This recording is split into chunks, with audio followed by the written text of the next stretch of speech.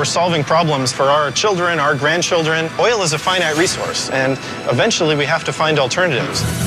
When you take that oil out of the ground and you burn it, it's extremely dangerous. We should not play Russian roulette with the atmosphere. We only got one. Imagine a world run on electricity. Soon the world of automobiles will be one of the first aspects of venturing into running solely on electricity. With the release of the Tesla Model S, a high-powered non-gas car, our slow advancements towards the destiny of electric cars is truly en route. Even with the majority of cars on the road being gas-powered, with only 0.6% of car sales in USA being electric cars, many car companies are beginning to follow a large political push in developing hybrid cars, which are half gas and half electric, as well as developing fully electric cars. Regen braking can be engaged by simply easing off on the accelerator. When you want to brake, you just take your foot off the pedal, like I'm doing now, and the car... When active, the regen system magnetically resists the motor's rotation, slowing the car and harvesting electric current. The energy recovered recharges the battery and extends the range of the car. However, to truly understand the electric car, we're going to have to take a trip back in time. Way back in the 1860s, thanks to Mr. Gaston Planté and Mr. Camille Alphonse Foreur, two French inventors, as the large founders and original creators of the lead-acid battery, the possibility of electric cars was brought forward from the back burner, and it happened fast. Within the next 20 years, the job was even done. Using the Elwell Parker Company, Thomas Parker had achieved what no one before him had done. He had made a fully electric car. And then, he later even made the British Underground system run exclusively on electricity too. This superb advancement, which would revolutionize our current world, was met with fierce competition from the oil companies who were backed heavily by the government. This was because oil companies would generate a higher revenue for them with the development of gasoline stations who were owned by the government. Including advancements in the combustion engine at the beginning of the 1900s, making it quieter and more affordable, another factor was the quality of the roads were becoming much better, as well as more frequent and a higher demand to drive long distances, which once again would benefit the gas cars with the higher capability to drive those long distances without stopping. And who can forget by 1912, an electric car sold for nearly triple a gas car, which many couldn't afford or didn't want to spend much money on. This revolution of electric cars was slowed, like someone pulling a plug on it.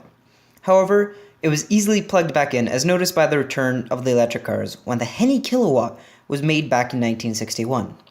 The Henny Kilowatt looked eerily similar to the Renault Dauphine, which during the late 1950s sold a total of 2 million plus units within the first 6 months of production. Sadly, the electric car was nowhere in comparison, selling a dismal 47 cars in 2 years, which again, not a good comparison against gas-powered cars, especially when electric cars were trying to make a push back. From the 1960s to the 1970s, AMC and other small companies cooperated to try and make more electric cars. Many models were thought up, however, none even reached a production line.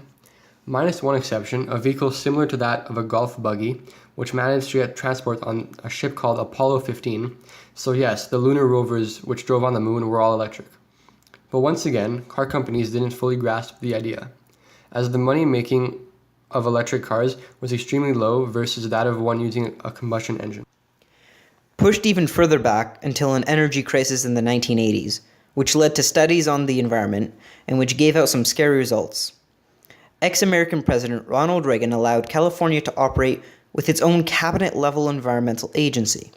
The CARB, short for California Air Resources Board, were allowed to push laws in California on air pollution and emissions released by cars, manufacturing plants, and anything which could pollute the air. Even the other states were allowed to adopt the laws or ideas that this organization makes. ELAD, a Dutch company, has gotten government approval in 2009 to place 1,000 public and low-cost charging stations at random, with hopes to have 20,000 plus stations countrywide by 2018.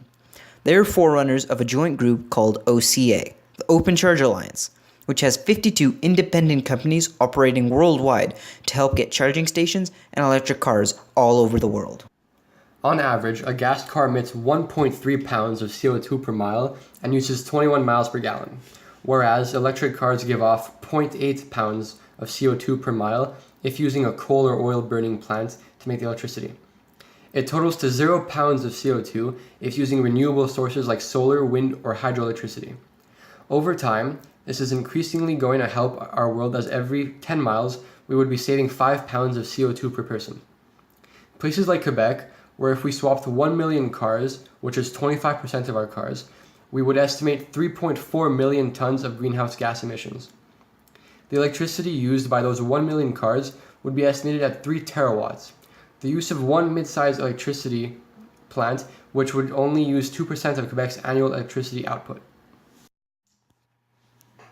More and more, oil is becoming a harder resource to get, with Russia, Canada, Saudi Arabia, and the US's oil wells gradually being depleted. And most of the world is on a decline of this natural resource since a peak in 1962. Oil will one day become much like the dinosaurs it's mostly made from, extinct.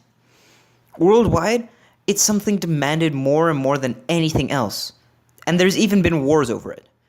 And since the releases of the Chevy Volt, Nissan Leaf, Mitsubishi i-MiEV, Toyota Prius, the Renault Twizy and Renault Zoe, Tesla Roadster and Tesla Model S, the BMW i3 and the Candy EV, the Smart Electric, the Chery QQ E3 EV, the BID E6, and the Toyota iRoad, which have all been released since 2008 and sold on markets worldwide, it's shown a staggering 228.88% increase in sales of electric vehicles per year since then. And that's still not including the expected sales of the Fiat 500e, the Chevy Spark EV, the Tesla Model E, and Tesla Model X, which are expected to be released within the next 2 to 5 years.